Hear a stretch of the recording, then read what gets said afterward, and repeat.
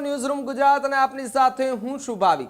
ફરી એકવાર weather analysis સાથે આપની સમક્ષ હાજર થઈ ચૂક્યો છું અને હવે વિન્ડી મેપ માધ્યમથી જાણવાના પ્રયાસ કરવા છે કે ગુજરાતની અંદર આગામી 5 દિવસ કેટલું વાતાવરણ ચેન્જ થવાનું છે, કેટલો બદલાવ આવવાનો છે, શું કોઈ વરસાદી સિસ્ટમ છે કે કેમ, અરબ સાગરની અંદર કોઈ હલચલ જોવા મળી રહી છે કે કેમ, હવામાન નિષ્ણાંતો હોય, હવામાન વિભાગ હોય, લગાતાર આની પર નજર રાખીને બેઠા છે। સુપર અલ નીનોની અસર દેખાવા લાગી છે કારણ કે જૂન મહિનો હવે આમ તો પૂર્ણતાને આરે છે, છતાં પણ ગુજરાતની અંદર જે વરસાદી સિસ્ટમો સક્રિય થવી જોઈએ એ સિસ્ટમ સક્રિય નથી થઈ।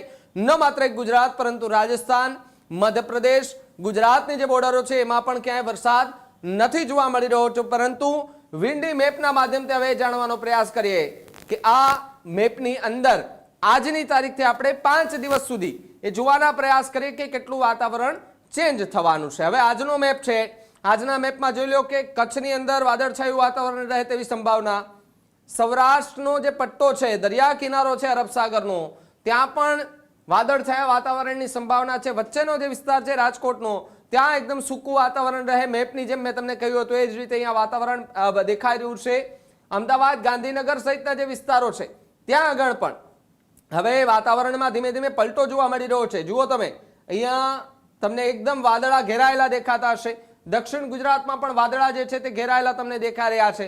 મહારાષ્ટ્રથી ઉપર જો ચોમાસું આવે છે, એકદમ વધારે બને છે તો કેટલાક ભાગોની અંદર ભારેથી ભારે વરસાદ પડી શકે છે। જુઓ સુપર અલ નીનોની અસરની લગાતાર અમે અપડેટ આપી રહ્યા હતા અને અમે તમને મેપ બતાવ્યો હતો કે જેની અંદર આખા મેપની અંદર આ જે વિસ્તાર છે, એટલે કે માની લઈએ આપણે અહીંયાથી આપણે ચાલુ કરીએ એટલે આ જે સીધી લીટી જતી હતી એ લગભગ આખો વિસ્તાર ફરી અને ગુજરાતને પણ એમાં કવર કરતું હતું, જેમાં ગુજરાત, ઉપરનો વિસ્તાર રાજસ્થાન અને નીચેનું આ મધ્યપ્રદેશ અને મહારાષ્ટ્રની કેટલીક બોર્ડરો, મહારાષ્ટ્રના કેટલાક ભાગોની અંદર પણ વરસાદ નથી પડ્યો। પરંતુ એક એવી સિસ્ટમ, જો તમે અરબ સાગરની અંદર આ જે સિસ્ટમ છે જો આ મજબૂત બને છે તો સુપર અલ નીનોને ટક્કર આપી અને આ ઉપર આવે છે। જો આ ઉપર આવી જાય છે તો મહારાષ્ટ્રની અંદર એકદમ વરસાદ પડે છે અને મહારાષ્ટ્રમાં જો વરસાદ પડે છે, મેપને આપણે એકદમ ઝૂમ આઉટ કરી લઈએ એટલી ખબર પડે કે એમની અસર ક્યાં સુધી પડી રહી છે। જુઓ તમે, આ તમને સિસ્ટમ દેખાઈ રહી છે, આ જે સિસ્ટમ છે આ સિસ્ટમની અસર ખરેખર મહારાષ્ટ્ર, કર્ણાટકની બોર્ડરો છે ત્યાં થતી જોવા મળી રહી છે। ધીમે ધીમે ચોમાસું ઉપર આવતું દેખાઈ રહ્યું છે। અઠવાડિયા પહેલા આપણે જોયું હતું કે અહીંયા જ્યાં તમને એકદમ ઘાટો બ્લુ જે દેખાઈ રહ્યો છે કલર, એકદમ વાદળછાયું વાતાવરણ દેખાઈ રહ્યું છે, અહીંયા સુધી હતું। ધીમે ધીમે ધીમે મહારાષ્ટ્રની બોર્ડર પાર કરી રહ્યું છે અને ગુજરાત તરફ આગળ વધી રહ્યું છે। એટલે કે 25 જૂન સુધીમાં જો વરસાદ આવે છે તો ખેડૂતો માટે ખૂબ સારા સમાચાર પણ કહી શકાય। ધીમે ધીમે દિવસો આગળ થશે ત્યારે આ મેપ કેટલી દિશા બદલશે જુઓ તમે, એમની દિશાઓ બદલાઈ રહી છે, અસરો જે છે તે વર્તાઈ રહી છે, પરંતુ એકદમ એ સિસ્ટમ નબળી પણ પડી રહી છે। જુઓ મહારાષ્ટ્રની અંદર કયા પ્રકારનું વાતાવરણ હતું ને હવે કેવું વાતાવરણ થઈ ગયું છે। જેમ જેમ દિવસો આગળ વધશે તેમ તેમ અહીંયા વાતાવરણમાં અચાનક પલટો આવશે। હવે સીધા જ 22 તારીખની અંદર હવે જુઓ તમે 22 તારીખમાં કયા પ્રકારનું વાતાવરણ, ગુજરાતનો લગભગ ભાગ છે તે અતિ ભારે વરસાદની અંદર જોવા મળી રહ્યો છે, ગાજવીજ સાથે વરસાદ થાય તેવી સંભાવના છે।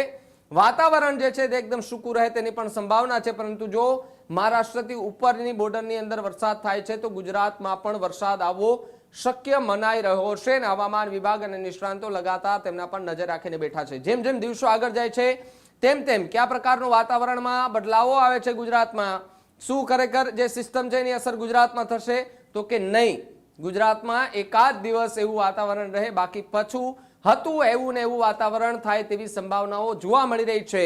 જે ગુજરાતનો મેપ અહીંયા દેખાઈ રહ્યો છે, પરંતુ તમે જુઓ આ જે છે અહીંયા જે તમને યલો દેખાઈ રહ્યું છે, આખે સિસ્ટમ જો તમે યલો તમને અહીંયા આ ક્રોસની અંદર દેખાઈ રહી છે, એ ખરેખર શું છે તો એમની માહિતી જે છે તે હવામાન વિભાગ પણ મેળવી રહી છે। અરબ સાગરની અંદર સિસ્ટમ જો દેખાય છે તો એમની અસર સીધી જ ગુજરાત પર જોવા મળી શકે છે। દિવસો કેમ આગળ જાય છે તેમની ઉપર પર એકવાર નજર કરીએ। જેમ જેમ દિવસો આગળ જશે તેમ તેમ ગુજરાતના વાતાવરણમાં પલટો પણ જોવા મળી શકે છે। ઝૂમ આઉટ કરીએ મેપને એટલે આપણને ખબર પડે કે કેવું અરબ સાગરની અંદર કેવું વાતાવરણ છે। અરબ સાગરમાં જુઓ તમે અચાનક વાતાવરણમાં પલટા જોવા મળી રહ્યા છે। શું કોઈ સાયક્લોન બને તેવી સંભાવના, હજુ પણ આપણે ઝૂમ આઉટ કરી લે એટલે આપણને ખબર પડે કે અરબ સાગરની અંદર કેવા દ્રશ્યો તમે જુઓ। અહીંયાથી જે પવનની ગતિ છે એ પવનની ગતિ બદલાઈ ચૂકી છે. જો આ પવનની ગતિ બદલાય છે એટલે કે તમને અહીંયા આ પવનની ગતિ દેખાતે છે. જુઓ તમને આખું યલો થઈ ગયું છે, એકદમ પીળો કલર થઈ ગયો છે, ઘાટો પીળો કલર. શું આ સિસ્ટમ એ બની રહી છે? કોઈ આ જે સિસ્ટમ જો કદાચ બને છે ને અહીંયા કઈ હલચલ થાય છે અરબ સાગરની અંદર, આ જે વિસ્તારમાં કઈ હલચલ થાય છે, તો પછી જે ગુજરાતનો જે દરિયાકાંઠો છે ત્યાં વરસાદ નક્કી માનવામાં આવી રહ્યો છે. એટલે કે આ જે સિસ્ટમ છે એ સિસ્ટમ જો મોટી બને છે તો એની અસર સીધી જ ગુજરાત પર થતી પણ જોવા મળી શકે એમ છે. ત્યારે આ વિન્ડી મેપ માધ્યમથી જાણવાના પ્રયાસ કર્યા કે આગામી દિવસોમાં કયા પ્રકારનું ગુજરાતની અંદર વાતાવરણ રહેવા જઈ રહ્યું છે. તમારા આસપાસ કેવું વાતાવરણ છે? કોઈ વરસાદી ઝાપટા પડ્યા છે કે કેમ?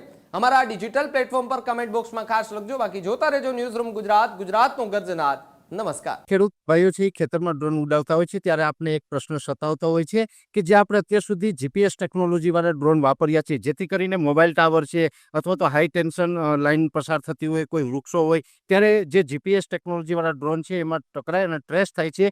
પણ એગ્રીવન લાવ્યું છે જીએનએસએસ ટેકનોલોજી ડ્રોન, જેથી કરીને એ ડ્રોન છે એ કોઈ જગ્યાએ ટકરાય નહીં, પોતાની રીતે જ ડિસિઝન લે છે અને મૂવ થઈ જાય છે. જેથી કરીને જીએનએસએસ ટેકનોલોજી ડ્રોન છે એ વાપરવાનો આગ્રહ રાખો.